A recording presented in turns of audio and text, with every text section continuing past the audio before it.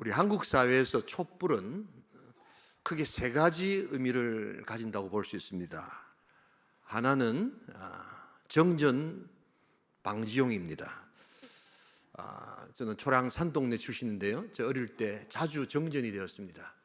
그래서 초를 켜서 그 시간들을 지냈던 기억이 납니다.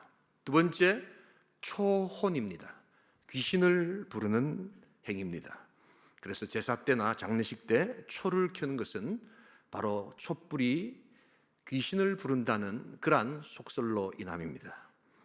또 한 가지, 우리 사회에서 이 촛불은 이제 정치 이념적 저항의 상징이 되었습니다.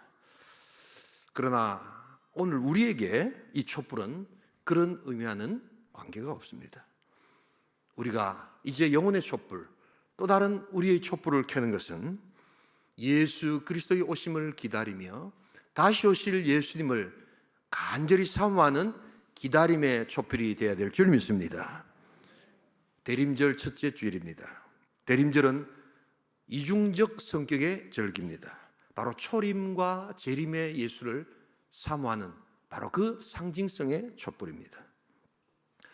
촛불을 켜니까 어떤 분들은 캐토릭의 전통을 따라하는 것 아니냐라고 생각하지만 그것은 우리 개혁교회 전통을 잘 몰라서 하시는 무지의 산물입니다. 전통적으로 우리 개혁주의 귀한 성도들은 바로 이 촛불을 켜면서 대림절의 간절한 갈망을 그렇게 표출했습니다. 그래서 매주 하나씩, 둘씩, 4번의 촛불을 켜고, 어떤 교회는 그 4번으로, 또 어떤 교회는 성탄절날 한 번 더 켜서 주님의 탄생을 기다리며 소망하는 시간들을 가졌습니다.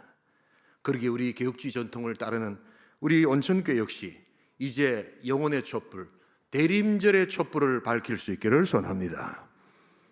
특별히 이 촛불은 그래서 오늘 이 앞에 강대보가 걸려있는 시간만 켜도록 하겠습니다. 그래서 촛불 예배는 주일 오전 예배만 촛불 예배를 드린다는 것 기억하시면서 우리 대림의 귀한 시간들을 간절히 사모하는 복된 예배가 될 수 있기를 주님의 이름으로 축복합니다. 오늘 요셉 이야기 8번째, 창세기 44장에는 요셉과 더불어 중요한 한 사람이 나타납니다. 그 사람은 다름 아니라 야곱의 12아들 중에 한 사람인 바로 유다입니다. 오늘 우리는 유다를 통해서 이 메시아의 오심을 간절히 사모하는 그 분명한 약속과 또한 메시아가 오셔서 어떤 사역을 하시는가 하는 것에 대한 그림을 우리가 보게 된다는 점에서 이 유다의 이야기는 굉장히 중요한 위치를 차지하고 있습니다. 자, 그래서 오늘 크게 2가지, 우리 유다를 통해서 알 수 있는 메시아 사역, 그것은 어떤 모습인가? 첫 번째, 하나님 앞에서 죄를 고백하는 인생의 모습이 나타납니다. 우리 다 함께 창세기 44장 16절을 함께 읽겠습니다. 유다가 말하되 우리가 내 주께 무슨 말을 하오리까? 무슨 설명을 하오리까? 우리가 어떻게 우리의 정직함을 나타내리까? 하나님이 종들의 죄악을 찾아내셨으니 우리와 이 잔이 발견된 자가 다 내 주의 노예가 되겠나이다. 요셉 되겠나이다. 예, 우리 16절까지 읽겠습니다. 이 44장은 크게 2부분으로 나타납니다. 바로 2번째 만난 우리 요셉의 형제들을 요셉이 테스트를 하고 있는 장면입니다. 그리고 18절 이하는 그 테스트를 하면서 유다가 대표해서 요셉에게 자신의 신앙을 고백하고 있는 그러한 내용입니다. 요셉의 방법은 조금 경악스럽습니다. 왜냐하면 자기 동생 베냐민의 자루에다가 은잔을 넣어서 다시 돌려보내면서 도둑놈으로 이렇게 몰아버리는 것입니다. 자, 그럴 때 그런 베냐민 동생을 보면서 형들은 어떤 반응을 나타낼 것인가? 그래서 베냐민을 다 놓아버리고 자기들만 살 것인가? 아니면 베냐민을 위해서 뭔가 희생을 보일 것인가? 근데 그때 바로 유다가 요셉에게 자기의 신앙을 고백하는 모습을 보면서 그는 우리라는 표현을 쓰면서 자신들의 죄악을 고백하고 있음을 보게 됩니다. 오늘 16절을 보시면 요셉은 바로 이 형들에게 그런 음모적 그러한 누명을 씌우지만 유다는 이것을 끝까지 따지려고 하지 않습니다. 이상합니다. 이건 누군가가 넣은 것 같습니다. 자, 끝까지 한번 찾아보십시다. 삼자대면 하십시다. 이런 걸 하지 않습니다. 하나님께서 우리의 죄악을 발견하셨습니다. 하나님께서 우리가 죄인임을 우리가 깨닫게 해주셨습니다. 그러면서 그것을 순순히 받아들이고 있습니다. 실제로 여러분 그렇지 않습니까? 지금 애매모호하지만 사실 따지고 들어가면 그 앞에 서 있는 사람들은 바로 자기네들이 팔아넘긴 요셉, 바로 그 동생 아닙니까? 그들은 이제 오래전 죄악을 생각합니다. 바로 그들이 팔아넘겼던 그 요셉, 바로 그 요셉에 대한 죄책감과 그 모든 죄악을 하나님께서 이제 발견케 하시고 그것에 대해서 대가를 치르라고 말씀하신다는 것을 비로소 유다가 고백하고 있습니다. 우리가 어떻게 하여야 우리의 정직함을 나타내리까? 하나님이여, 내가 죄를 지었나이다. 하나님이 나의 죄를 발견케 하였나이다. 여러분, 이 고백을 유다가 지금 하고 있는 것입니다. 오늘 여러분이 유다가 말하는 죄악, 이 표현이 이온이라는 표현인데요, 이게 뭐냐면 구부러져 있다 이런 뜻입니다.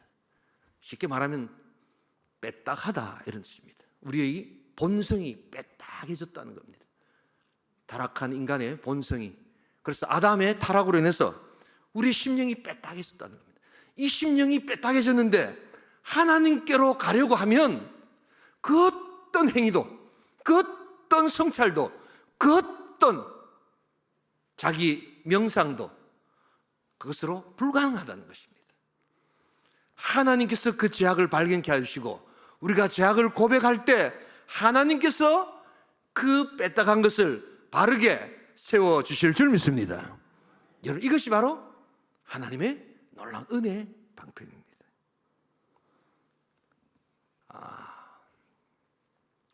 미국의 버클리 대학 출신 고전학 전문가였던 로버트 그린이라는 사람이 쓴 인간 본성의 법칙이라는 책이 있습니다. 거기서 이 로버트 그린은 이런 이야기를 합니다. 지금 4차 산업혁명의 시대, 그리고 AI, 인공지능의 시대지만 인간의 타락한 본성은 하나도 바뀐 적이 없다는 겁니다. 그것은 예수 그리스도께서 다시 오시는 그날까지 바뀌지 않는다는 것입니다. 여러분, 아무리 뛰어난 시대의 삶을 살고 있다 할지라도 타락한 인간의 본성은 여러분 굽어져 있습니다. 그러기에 가장 위대한 발견은 AI의 발견도 아니요, 또한 인간이 달나라에 착륙한 것도 아니요, 앨런 머스크가 말하는 화성에 우리가 도착했을 때 인간의 위대함을 이야기하는 것이 아니라 천지우주 만물을 창조하신 하나님 앞에서 내가 죄를 범했습니다, 나는 죄인입니다 라고 하는 가장 성실하고 가장 정직한 자기 발견, 바로 그것이 인간을 가장 위대하게 만들어 주실 줄 믿습니다. 여러분, 우리는 그것이 얼마나 위대한 행인가를 모릅니다. 나는 죄인입니다. 그래서 하나님이 필요합니다. 이것이야말로 인간을 가장 인간되게 하는 그 출발한 것을 오늘 유다는 이야기하고 있습니다. 여러분, 이 성경의 창세기는요 다 처음의 책입니다. 모든 것이 처음이거든요. 오늘 이렇게 구체적으로 유다가 자신의 죄를 고백하는 이런 고백은 인간의 고백으로 가장 처음 나옵니다. 여러분, 우리 다윗의 위대함을 한번 볼까요? 다윗이 왜 위대했을까? 그냥 굉장한 왕이 되어서 굉장한 장군으로 그렇게 전쟁을 잘했기 때문에 위대했을까요? 그렇지 않습니다. 그는 하나님 안에서 진정한 자기 발견이 어떤 것인가를 알았기 때문에 우리는 그를 위대한 사람이라고 이야기합니다. 가장 그를 위대하게 만든 시편 하나를 보십시다. 시편 51편 2절로부터 5절입니다. 엄청난 자기 발견입니다. 같이 읽겠습니다. 나의 죄악을 맑게 씻으시며 나의 죄를 깨끗이 지하소서. 무릇 나는 내 죄가를 아오니 내 죄가 항상 내 앞에 있나이다. 내가 주께만 범죄하여 주의 목전에 악을 행하였사오니 주께서 말씀하실 때 의로우시다 하고 주께서 심판하실 때 순전하시다 하리이다. 내가 죄악 중에서 출생하였으며 어머니가 죄 중에서 나를 잉태하였나이다. 너무나도 아프고 슬픈 그러한 고백이지만 그러나 가장 위대한 자기 발견, 그것은 내 죄가 항상 내 앞에 있나이다. 내가 하나님의 은혜가 아니고는 한 치 앞도 내다볼 수 없는 인생을 한 발자국도 내디딜 수 없는 연약한 인생입니다라고 고백하는 바로 그때 그는 위대한 하나님의 사람이 되기 시작한다는 것입니다.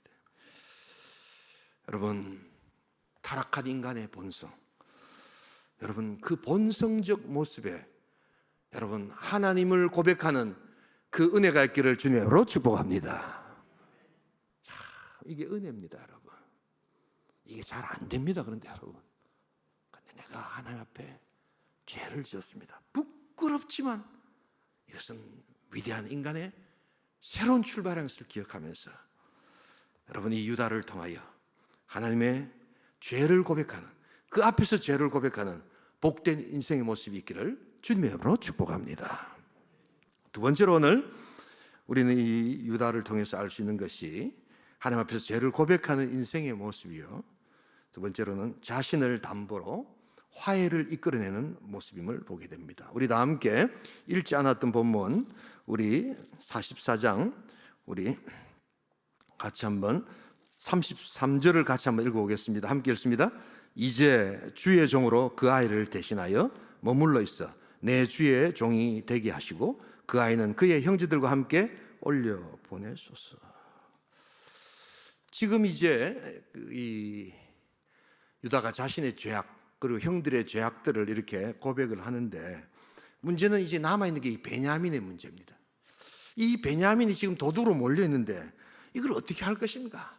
그래서 베냐민을 정말 죽이고 또한 도둑질 했으니까 너 죽어 하고 우리가 도망갈 것인가, 아니면 또 우리가 죽고 베냐민을 살릴 것인가. 그런데 이게 다 죽어야 되거든요. 형들이 다 죽을 수는 없잖아요. 그럴 때 유다가 제3의 방법을 하나 만들어냅니다. 그게 베냐민도 살리고 다른 형제들도 살리고 자기가 죽겠다는 겁니다. 자기가 대속물로 나아가겠다는 겁니다. 바로 여기에 유다의 또한 위대함이 나타나기 시작합니다. 여기서 처음으로 중보의 개념, 처음으로 대속의 개념이 나타난다는 점에서 이 유다의 고백은 참으로 놀랍고 놀랍습니다. 내가 죽어서 다른 모든 사람을 살리겠습니다. 내가 죽어서 중보로서 하나님과 새롭게 하야하겠습니다. 이게 처음으로 나타나는 것이 바로 유다의 고백입니다. 여러분, 보통 우리가 믿어서는 안 될 말 중에 네 죽고 내 죽자 이런 말입니다. 여러분, 그런 말 믿으시면 안 됩니다. 그래서 진짜로 네 죽고 내 죽냐고 같이 죽으려는데 자기는 안 죽습니다. 보면 결국에 가는 건 뭡니까? 네가 죽어라 이 말입니다. 어느 누구도 죽겠다 이야기는 하는데 그게 진짜로 죽는 게 아니라는 것을 기억하는 지혜로운 인생이 될 수 있기를 소원합니다. 타락한 어떤 인생의 본성도 내가 죽겠다는 사람은 없습니다. 그런데 오늘 유다는 바뀌었습니다. 자기가 죽고 자기가 대속물로 쓰임을 당하고 다른 형제들을 살리겠다는 것입니다. 여러분, 어떤 이런 고백이 나오게 됐을까요? 오늘 우리가 이 본문을 읽어보시면 18절부터 쭉 이제 유다가 요셉에게 자기 고백을 하는데, 여기 이 본문을 읽어보시면 아버지란 단어가 17번이나 나옵니다. 바로 아버지 야곱의 마음을 유다가 비로소 알게 된 겁니다. 어떻게 이 유다가 야곱의 마음을 알게 됐을까요? 유다가 자기 아들 하나도 아니고 둘이나 잃어봤기 때문입니다. 엘과 오난이라는 그의 아들을 잃으면서 아버지의 마음이 어떤 것인가를 그는 알게 되었던 것입니다. 아버지 야곱이 있습니다. 형제들의 그러한 속임과 그러한 아주 죄악 때문에 아들 요셉을 잃었다라고 아버지는 생각하고 있습니다. 그런데 이제 베냐민까지 잃게 된다면 그 아버지는 살아갈 힘이 없을 것이다 라고 유다가 그것을 알고 있었습니다. 그래서 그는 이 생각을 했던 것입니다. 내가 죽겠습니다. 그리고 다른 사람을 다 살리겠습니다. 우리 아버지도 살리겠습니다. 비로소 아버지의 마음을 그는 알게 됐던 겁니다. 그래서 그는 대속의 이 놀라운 개념을 만들어낸 것입니다. 이 대속의 놀라운 고백이 야곱을 감동으로 이끕니다. 아, 우리 형들이 바뀌었구나. 우리 형들의 고백이 진실이구나 한 것을 또한 그는 고백하게 됩니다. 그리고 이것은 나중에 아버지 야곱으로부터 중요한 언약적 축복을 하나 받게 됩니다. 바로 유다 지파로 통하여 메시아가 탄생된다는 놀라운 축복을 그는 경험하게 됩니다. 우리 다 함께 창세기 49장 우리 9절부터 10절, 우리 이 구절은 굉장히 중요한, 성경을 해석하는데 굉장히 중요한 본문입니다. 야곱이 어떻게 유다를 축복하고 있는지 같이 한번 읽어보겠습니다. 유다는 사자 새끼로다. 내 아들아, 너는 움킨 것을 찢고 올라갔도다. 그가 엎드리고 웅크림이 수사자 같고 암사자 같으니 누가 그를 범할 수 있으랴. 규가 유다를 떠나지 아니하며 통치자의 지팡이가 그 발사에서 떠나지 아니하기를 실로가 오시기까지 이르리니 그에게 모든 백성이 복종하리로다. 규라는 것은 그대로 두세요. 규가 지팡이라는 말입니다. 근데 이 지팡이가 유다를 떠나지 않겠다는 겁니다. 그럼 모든 백성이 복종하겠다는 겁니다. 유다는 야곱의 네 번째 아들입니다. 장자가 아닙니다. 그런데 이 엄청난 축복이 유다에게로 나타납니다. 통치자의 지팡이가 그 발사에서 떠나지 않겠다는 겁니다. 실로라는 것은 평화를 주는 자를 뜻합니다. 샬롬의 평화가 바로 유다 지파의 놀라운 메시아로 통해서 나타날 것을 아버지 야곱이 언약적 축복으로 그에게 허락하고 있습니다. 여러분, 이것은 바로 유다가 처음으로 대속의 죽음과 대속물을 그가 생각하고 고백했기 때문입니다.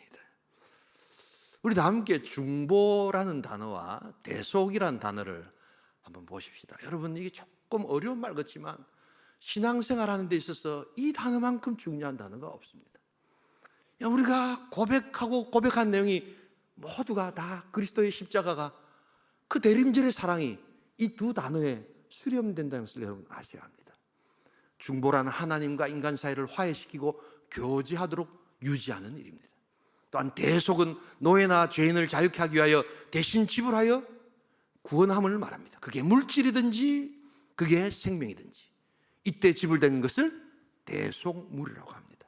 바로 유다의 그 고백은 장차 자신을 담보로 하나님과 화해하지 못하고 떨어져 있던 죄인들을 새롭게 화해시키는 예수서의 그 희생 제물, 바로 그것을 뜻한다는 것을 잊지 말아야 합니다. 여러분, 이 놀라운 하늘의 축복이 저와 여러분들에게 있기를 주님의 이름으로 축복합니다. 이 대속의 사랑과 기쁨, 그 놀라운 능력이 오늘 유다로 통해서 고백되어지는 겁니다. 여러분, 유다는 변했습니다. 이제는 아버지의 마음을 아프게 하려고 하는 자가 아님을 오늘 보여주고 있습니다. 그는 아버지 야곱을 생각합니다. 우리 아버지 야곱의 마음이 어떤 것인가를 생각합니다. 여러분, 전도가 뭔 줄 아세요? 사람 몇 명 데리고 와서 여기 앉히는 게 아니에요. 여러분, 우리 하나님께서 저 잃어버린 영혼을 향해서 가지고 있는 아버지의 마음을 헤아려 드리는 게 전도입니다. 여러분, 선교가 뭔 줄 아세요? 저 뭐 비행기 타고 나가서 뭐 이렇게 외국 가는 게 선교가 아닙니다. 그 열방을 향한 아버지의 마음, 그 전에 몰랐던 그 야곱, 그 아버지의 마음, 아들을 잃어버렸던 그 아버지의 마음을 비로소 유다가 회복하는 그것, 여러분, 그것이 바로 선교입니다. 이제 유다는 변했습니다. 형제를 미워하는 인생이 아닙니다. 그래서 아버지 야곱이 좋아한다고 해가지고 시기 질투해서 동생을 팔아버리는 그런 인생이 아닙니다. 어찌 보이는 바 형제를 사랑하지 못하면서 보이지 않는 바 하나님을 사랑한다고 할 수 있느냐는 요한사도의 고백이 바로 이 유다의 고백처럼 나타나는 바로 그것이었습니다. 또한 유다는 변했습니다. 가혹한 말로 남을 비판하면서 자기는 할 수 없는 일들을 다른 사람에게 전가하고 책임을 전가하는 그러한 인생이 아니었음을 보게 됩니다. 제가 하겠습니다. 다른 사람이 적폐가 아니라 바로 내가 적폐입니다. 바로 그러한 고백을 하는 인생이 되는 것입니다. 여러분, 오늘 이 유다는 이렇게 변하면서 결국 하나님께서 내 죄악을 발견하셨기에 내가 하나님 앞에서 죄인입니다. 하나님이여 하나님께서 은혜를 주시옵소서. 여러분 그렇게 고백하며 하나님의 감동을 이끌어내는 인생이 되었음을 기억할 수 있기를 소원합니다. 여러분 그러기에 우리가 이 예수 그리스도의 십자가는 철저한 희생적 신앙이었다는 것을 잊지 말아야 합니다. 제가 목회를 하면서 오랫동안 많은 분들을 만났습니다. 좋은 교회를 만들자. 이 나라가 왜 이러느냐? 우리나라 그냥 교육이 왜 이러느냐? 이야기를 많이 합니다. 맞는 말입니다. 정말 문제가 많습니다. 그러나 여러분 그렇다고 해서 세상은 바뀌지 않습니다. 그런 것들을 느낀다면 가장 먼저 희생해야 합니다. 여러분 오늘 우리 시대에 차세대 교육을 이야기합니다. 미국에 가보니까요 정말 교육에 대해서 걱정하는 분들이 많아요. 특별히 신앙교육에 대해서 걱정하는 사람이 많은데 여러분 그 사람들은요 그래서 교회 11조 다 내고 다 헌금하면서도 따로 엄청난 돈을 기부해서 교육을 하고 가장 좋은 선생님 모시기 위해서 수많은 돈을 투자하는데 제가 한국에 와보니까 막 교육 걱정하고 다음 세대 걱정하고 말은 엄청 많이 하는데 희생을 안 해요. 어찌 생각하십니까 여러분? 요즘 우리 집사람이 경상도 사투리 쓴다고 하지 말라고 자꾸 그러는데 내가 부산에 와가지고 물어보고 싶어요. 여러분 우리가 구호를 외친다고 나라가 좋아지는 게 아닙니다. 여러분 다음 세대가 우리가 구호를 외친다고 좋아지는 게 아닙니다. 여러분 눈물 흘리며 씨를 뿌리고 투자하고 희생하는 앞선 세대의 그 모습이 있을 때 비로소 싹이 튼다는 것을 여러분 잊지 말아야 합니다. 여러분 이것이 바로 오늘 유다가 우리에게 보여주는 자신을 담보로 자신을 희생하여서 화해를 이끌어내는 바로 그리스도의 모습, 바로 그것임을 이야기하고 있는 것입니다. 제가 어저께 어떤 장로님하고 대화를 했는데 그 장로님 아시는 친척분 중에 군인 중에 대위 지금 근무하고 계시는 분이 계신답니다. 그런데 이 병사들이 들어오면 이제 대위가 그 중대장 정도 되니까 병사들하고 상담을 하잖아요. 이렇게 관심병사 이런 상담을 하는데 그분이 그러시더라는 거예요. 지금 들어오는 지금 세대 병사들 중에 50%가 넘는 둘 중에 하나 이상이 자기 부모들이 안 계신다는 거예요. 있는데 같이 안 산다는 거예요. 다 할머니, 할아버지하고 살다가 다 왔다는 거예요. 그러니까 관심병사로 분류를 하다 보니까 둘 중에 한 명은 다 관심병사인 거예요. 여러분. 오늘 시대가 이렇게 되어버린 겁니다. 여러분 다음 세대를 위해서 우리가 이야기하지만 그래서 한참 구호를 외칠 때 이미 가정은 깨어지기 시작하고 이미 수많은 사람들이 관심병사가 되어가는 이 모습 속에서 여러분 우리가 희생을 드리지 않고 우리가 다음 세대를 향하여 우리가 진정한 이 조국과 대한민국을 향하여 희생하지 않고서 외치는 그 외침은 너무나도 공한 구호뿐이라는 것을 잊지 말아야 합니다. 주님은 이 땅에 오셔서 천국의 보좌를 마다하시고 말구유에 내려오셔서 죽기까지 십자가 달려 죽으신 희생의 주님을 찬양할 수 있기를 소원합니다. 그 주님을 기다리는 것이 바로 대림절의 아침입니다. 여러분 우리가 이런 마음들을 가지고 간절히 영혼의 촛불을 켤 수 있기를 소원합니다. 여러분들 심령에 어두워진 촛불을 켜야 합니다. 희생의 촛불을 켜야 합니다. 이 말씀을 드리면서 마치겠습니다. 이 미국 사람들이 굉장히 좋아하는 말 중에 God bless you라는 말이 있습니다. 하나님은 당신을 축복하십니다. 요사이 한국은 이런 말 잘 안 하더라고요. 하나님 당신을 축복하면 기복신앙합니까? 이런다고요. 근데 미국 사람들 굉장히 좋아합니다. 이렇게 미국 가셔서 혹시라도 일하다가 땡큐 이런 말보다도 더 효과적인 게 God bless you입니다. 교회를 안 다녀도 그 말하면 다 좋아합니다. 많이 사용할 수 있기를 소원합니다. 한국도 마찬가지입니다. 하나님 당신을 축복하십니다. 얼마나 좋은 말인데 교회 안에서조차도 아이고 그 기복신앙 자꾸 가르치면 됩니까? 여러분 그런데 그 blessing이라는 게 어떤 건 줄 아십니까? 바로 돈 많이 벌고 뭐 잘되고 하는 그 블레싱이 아니라 bleed, 주님이 피 흘리다, 영어의 bleed란 말이 피 흘리다는 말이거든요. 바로 그 bleed에서 나온 말이 blessing이란 말입니다. 그리스도께서 십자가 달려 죽으시고 고난 받으셔서 희생하셨던 그 희생적인 놀라운 사랑이 우리 어두운 영혼을 밝힐 때 하늘의 축복이 임하게 될 줄 믿습니다. 아멘 한번 하세요. 보면 상대방 축복해 주세요 이러면 안 하는 사람들이 있습니다. 여기 보면 3분 안 그러는데 좀 있습니다. 많은 분들이 생각이 뭐냐면 아이고 막 또 저 기복신앙 가리키네 이렇게 생각합니다. 우리 온천교회는 그런 신앙을 가리키는 것이 아닙니다. 영혼의 촛불을 켜고 내가 축복을 빌어줄 때 그 영혼에 피 흘리신 예수 그리스도의 사랑과 그 놀라운 은혜가 저 사람에게, 우리 세 가족에게 임할 때 하나님이여 그 영혼에 하나님 놀라운 위로와 은혜가 임하게 하여 주시옵소서. 그 복을 빌자는 겁니다. 믿으시면 아멘 하시기 바랍니다. 그러면 5명, 6명 빌어줘야 되는 거예요. 그래서 그 사람이 안 받겠다고 하면 그 복은 그대로 나에게 돌아올 줄 믿습니다. 이게 바로 하늘 복을 구하는 자의 모습입니다. 미국의 텍사스에는 병원이 좋은 게 많습니다. 휴스턴에도 MD 앤더슨 뭐 이런 병원이 좋은 게 많습니다. 이제는 제가 말할 수 있는 게 거기 MD 앤더슨에는 이건희 회장도 왔다 가시고요. 정몽구 회장님은 왔다 가셨다가 그 부인이 거기서 돌아가셨어요. 현대자동차. 그래서 극비로 저희들이 가가지고 거기서 이렇게 예배도 드렸습니다. 장례 예배. 말하지 말아달라 하더라고요. 그래서 극비로 우리가 했는데 이제는 뭐 말할 수 있지만 이게 오래전 이야기니까. 미국의 텍사스는요, 병원에 24시간 들어갈 수 있는 2 직업군이 있습니다. 하나는 신부고 하나는 목사입니다. 그래서 신청만 하면 24시간 가서 신방할 수 있도록 자격이 주어집니다. 밤중에 우리 성도들을 신방하기 위해서 갑니다. 병원이 엄청나게 좋습니다. 근데 조용합니다. 이제 가면 이렇게 간호사들이 있습니다. 근데 제가 이제 패스터라고 목사라고 이제 신방하러 왔다면 갑자기 벌떡 일어납니다. 특별히 흑인 우리 간호사들은 그냥 굉장히 반응이 좋습니다. 할렐루야 막 이럽니다. 막 그런데 자기는 교회도 안 다녀요 보니까. 아니 교회 다니나요? 교회 안 다닌다는 거예요. 그런데 그래도 나는 축복이 필요하다는 거예요.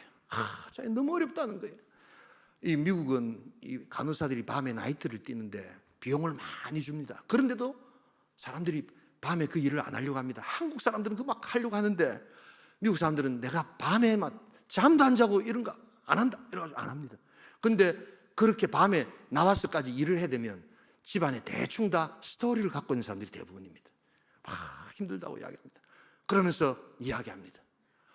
패스터, give me blessing.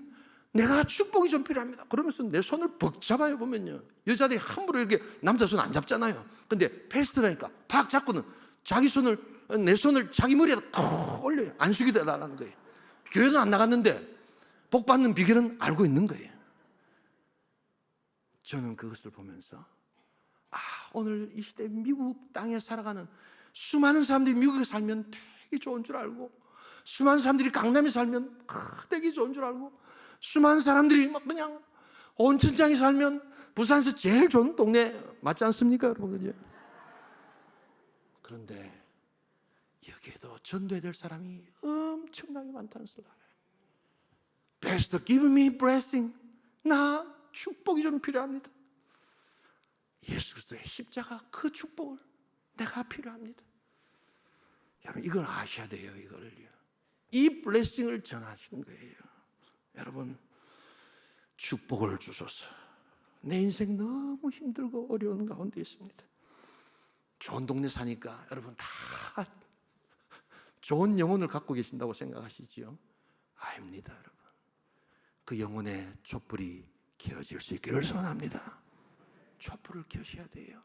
다른 촛불이 아니라 그리스도 십자가 그 사랑을 기다리는 간절한 촛불, 그 촛불을 내 심령과 영혼에 켜기 시작할 때 God, give me blessing. 주님 나에게 축복을 주시옵소서. 우리 오늘 온천교회가 이 대림절 아침에 영혼의 촛불을 켤 수 있기를 주님으로 축복합니다. 그 그리스도의 놀라운 사랑, 자신을 담보로 화해를 이끌어내는 그 희생의 사랑, 그것이 아니고는 가정도 변화되지 못하고 교회도 변화되지 못하고 나라와 이 시대가 변화될 수 없다는 것을 기억하면서 오직 예수, 바로 그 예수께서 흘리셨던 피의 축복, 오늘 그것을 간절히 원하는 자들에게 우리가 다가가야 한다는 것입니다. 여러분, 주님을 간절히 기다리는 우리 대림절 한 달이 될 수 있기를 주님으로 축복합니다. 그리고 우리의 죄악을 고백하는 겁니다. 나의 죄악이 항상 내 앞에 있으며 다른 사람의 죄악이 아닙니다. 다른 사람이 적폐가 아니라 바로 내가 적폐입니다. 내가 적폐입니다. 여러분, 그것을 고백하는 인생이 되어야 합니다. 그리고 또한 자신을 담보로, 자신을 희생제물로 드려서 화해를 이끄셨던 그 예수의 축복, 오 주님, 나에게 그 축복을 주시옵소서. 나도 희생제물로 드리기로 합니다. 내가 이 온천교회를 위하여 하나님 전도의 희생물, 내가 이 온천교회를 위하여 하나님 물질의 희생물, 내가 이 온천교회를 위하여 하나님 시간의 희생을 드리면서 오 하나님, 하늘의 역사를 감당하기를 소원합니다. 여러분, 그 고백을 드리시면서 이 놀라운 하나님의 기다리심과 대림절의 복된 역사가 우리 온천교회, 우리 성도들, 우리 가정과 다음 세대에 있기를 주님의 이름으로 축복합니다. 이 시간 우리 한번 기도하기를 원합니다.